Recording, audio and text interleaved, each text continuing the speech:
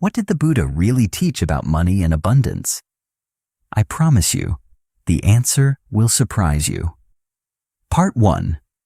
When we think of Buddhism and money, our minds usually jump to a simple image: the monk with his begging bowl, having renounced all worldly possessions. We imagine a philosophy that equates poverty with piety and sees wealth as a corrupting influence. And so, for those of us living in the modern world, with mortgages to pay, families to support, and careers to build, these teachings can feel idealistic, impractical, and ultimately irrelevant. We're caught in a bind. We want to live a meaningful, spiritual life, but we also need to survive and thrive in a world that runs on money. But what if this image of the poor but happy monk is only one half of the story? What if the Buddha's teachings on wealth are far more nuanced, practical, and surprisingly modern than we've been led to believe? In this series, we will journey back 2,600 years to uncover what the Buddha actually taught laypeople, people like you and me, about how to earn, manage, and use wealth in a way that leads not to more stress, but to genuine security, happiness, and spiritual freedom. To understand this surprising perspective, we have to start by remembering who the Buddha was before he was the Buddha. He was Prince Siddhartha Gautama. He was not born into poverty. He was born into the 1%. He grew up surrounded by every imaginable luxury, shielded from all forms of suffering. His great spiritual breakthrough was not the discovery that wealth was inherently evil, but the realization that it was fundamentally incapable of providing a lasting end to dissatisfaction and anxiety. He renounced the palace not because money is bad, but because he discovered it was an insufficient foundation for true unshakable happiness. This context is everything.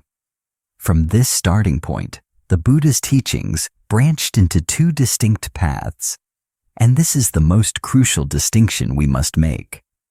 There is one path for monastics, the monks and nuns who voluntarily step outside of the conventional economy to dedicate their lives fully to spiritual practice. Their path is one of radical renunciation. But there is a second, equally valid path for the householders, the lay people living and working in the world. And to these people, the Buddha gave a wealth of practical, sophisticated, and surprisingly detailed advice on how to live a good life, which very much included the skillful management of their finances. The very first principle of the Buddhist approach to wealth is that it must be acquired blamelessly. This is the foundation upon which everything else is built. It is a core component of the Buddha's Noble Eightfold Path, the blueprint for a liberated life. It's called right livelihood, sama ajiva.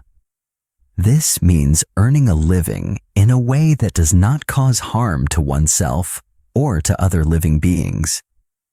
It means engaging in work that is legal, ethical, and peaceful. It excludes professions based on deception, exploitation, violence, or trading in harmful substances. In the ancient Sigalovada Sutta, a scripture that is essentially a guide for lay ethics, the Buddha advises a young man on how to conduct his life, emphasizing that wealth should be gathered as a bee gathers nectar. What does this beautiful metaphor mean? A bee takes nectar from a flower without harming the flower. In fact, through pollination, it helps the flower to flourish. This is the ideal of right livelihood, to engage in work that not only supports us, but also ideally contributes to the well-being of the whole community. So, what does this first principle mean for you in your 21st century career?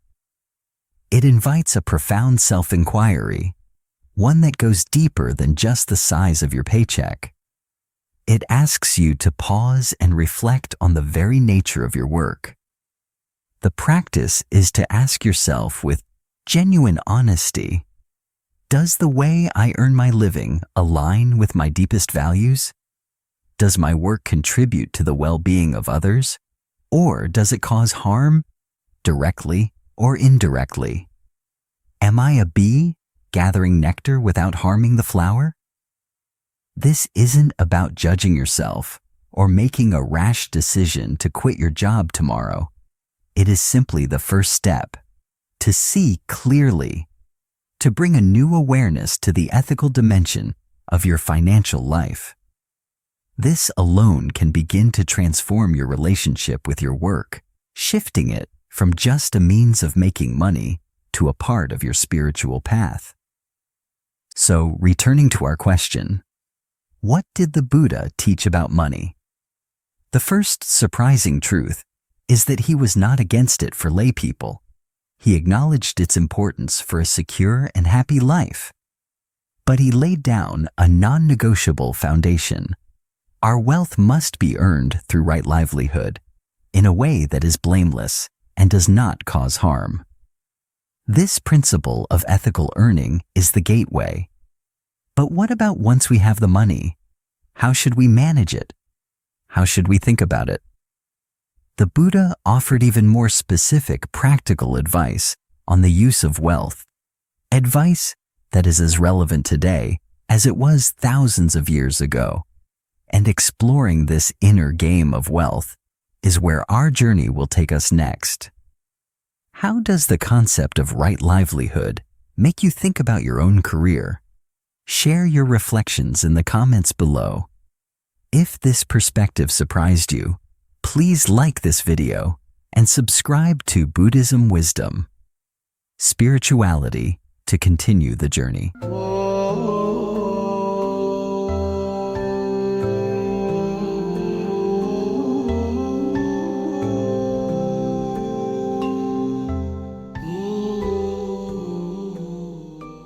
Part 2. In our last part, we dismantled the myth that Buddhism is simply anti-money. We discovered that the Buddha provided a clear ethical framework for laypeople called right livelihood, teaching that wealth is a positive thing when it is earned without causing harm. But earning money ethically is only the beginning of a wise financial life. The deeper and often more challenging part of the path is learning how to manage our inner relationship with the money we have. Why can money, even when earned honestly, still be a source of so much anxiety, fear, and dissatisfaction? The Buddhist answer is clear. The problem is not the money, but our mind. To understand this inner game of wealth, we must revisit two core concepts of Buddhist psychology: craving, tanha, and clinging, upadana. Tanha is the insatiable thirst for more. When it comes to money, it is the voice that says, if I just had a little more, then I'd be secure, then I'd be happy. Upadana is the clinging, the fearful grip we have on what we already possess. It's the anxiety that checks the stock market every hour, the fear of losing what we've worked so hard to build. These two forces, the constant wanting of what we don't have and the fear of losing what we do have, are the twin sources of all financial suffering. From this perspective, money itself is neutral. It is simply a tool, a form of energy. A powerful metaphor is that money is like fire. Fire can be used to cook your food, warm your home, and bring light to the darkness. It is a wonderful and necessary tool for well-being. But if you are not mindful, if you become reckless with it, or if you cling to it and try to hold it in your hands, it will burn you. The goal of a wise person is not to get rid of fire, but to learn how to use it skillfully without getting burned. So what does it mean to use the fire of wealth skillfully? The Buddha gave astonishingly specific advice on this. In a scripture called the Adiya Sutta, a wealthy man asks the Buddha about the proper uses of wealth. The Buddha outlines 4 blessings or skillful applications for the money one has earned through right livelihood. First, to use your wealth to bring pleasure and security to yourself, your family, and your dependents. This is a direct acknowledgement that money is a tool for well-being. Second, to use it to share with your friends and be hospitable. This emphasizes the social and communal purpose of wealth. Third, to use it to protect your wealth from loss and to make offerings to family, guests, the state in the form of taxes, and one's ancestors.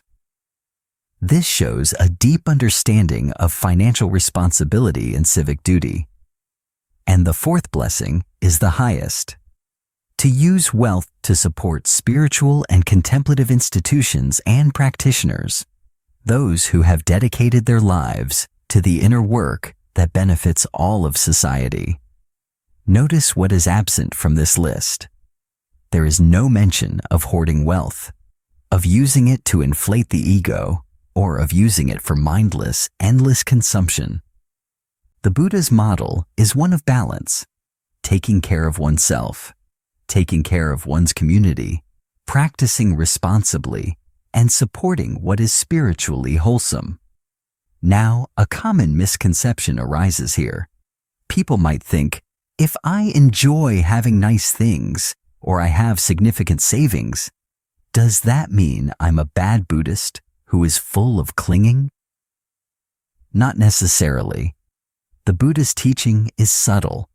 The question is not what you have, but how you hold it.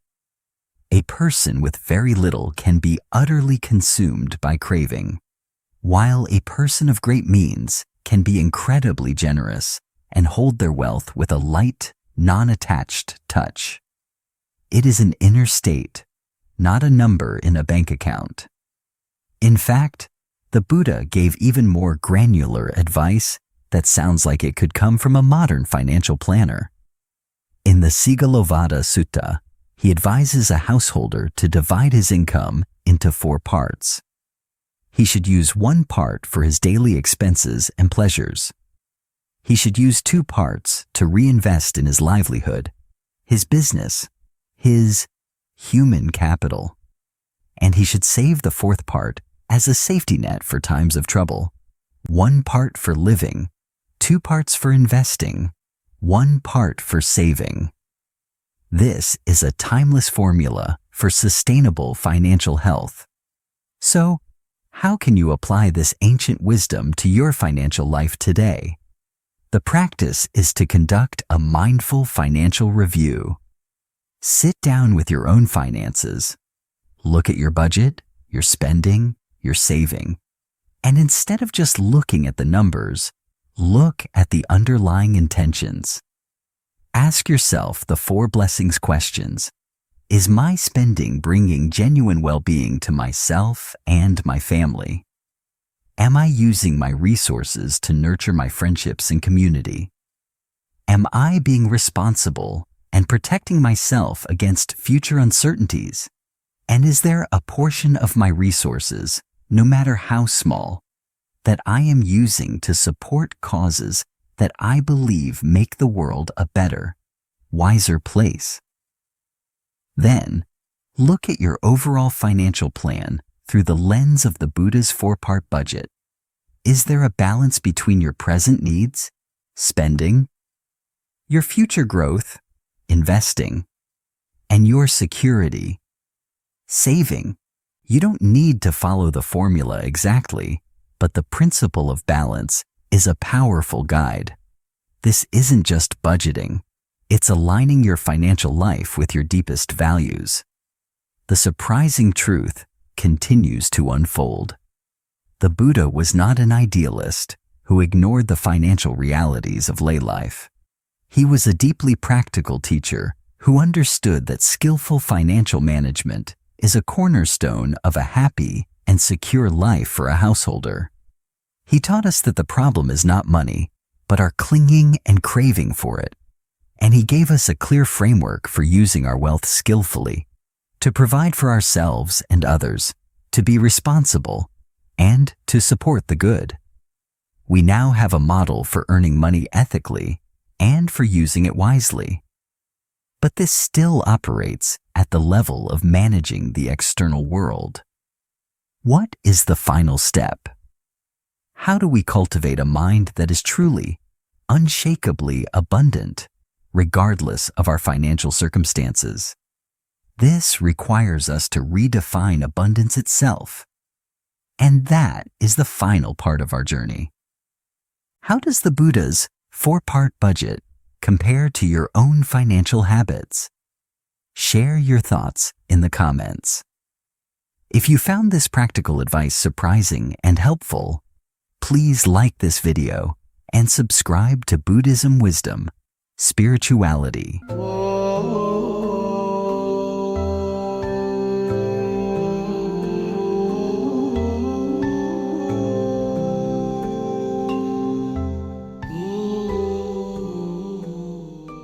Part 3. Welcome back. In our journey to understand the Buddha's teachings on wealth, we have uncovered some surprising truths. We learned that the Buddha was not against money for lay people, but insisted it be earned ethically through right livelihood. Then, in Part 2, we explored his incredibly practical advice for using wealth skillfully, a balanced approach to spending, investing, and saving that could rival any modern financial planner. We now have a complete ethical and practical framework for our financial lives. But we now arrive at the heart of the matter. What is the ultimate goal? What is the true abundance that this path leads to? To answer this, we must make one final radical shift from seeking wealth on the outside to cultivating it on the inside. In the modern world, we define abundance as having more than we need. It's a measure of accumulation. The Buddhist definition of true abundance is almost the exact opposite. True abundance is not having a lot. It is needing little. It is a state of mind, not a state of the bank account. The two pillars of this inner abundance are contentment, santuti, and generosity, dana. Contentment is the radical act of finding joy and satisfaction in what you already have right now in this present moment. It is the direct antidote to the poison of craving, tanha.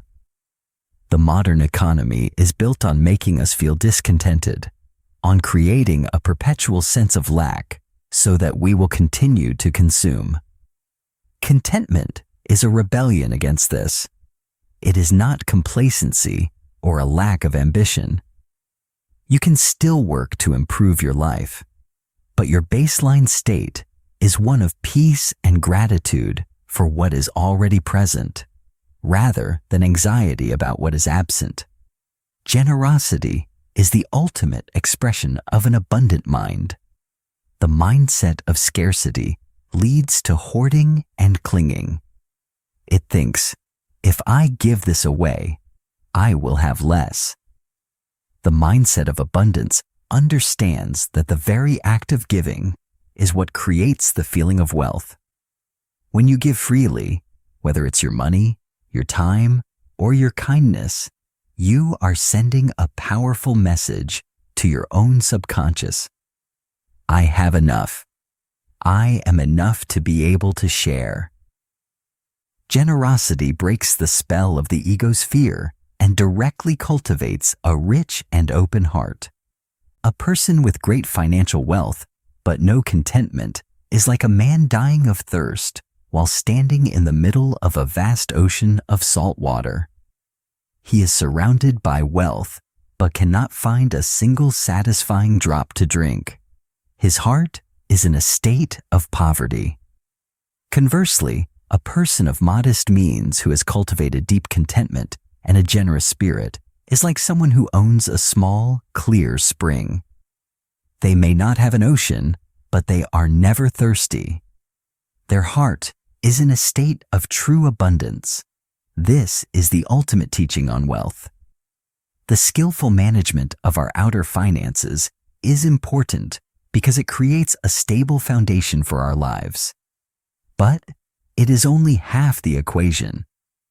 The other half, the more important half, is the skillful management of our inner world. By actively cultivating contentment and generosity, we are not just changing our spending habits, we are purifying our minds of craving and clinging. This leads to a happiness that is not dependent on market fluctuations or our next promotion. It is an inner richness, an unshakable abundance that is always accessible because it is our own true nature. This profound inner wealth is not a mystical state reserved for saints. It is a set of skills that can be cultivated through simple, daily practices. The first is the gratitude and contentment practice. Every day, perhaps in the morning or before you go to sleep, take just 3 minutes. Write down or silently reflect on 3 things that you are genuinely grateful for that you already have in your life. They don't have to be big things. It could be the taste of your morning coffee, the health of a loved one, a moment of quiet, a roof over your head. This practice actively trains your brain to scan for what is present and positive, rather than what is absent and lacking. It is a direct training in contentment. The second practice is the practice of microgenerosity. Make an intention each day to find one small, simple way to be generous. This doesn't have to involve money.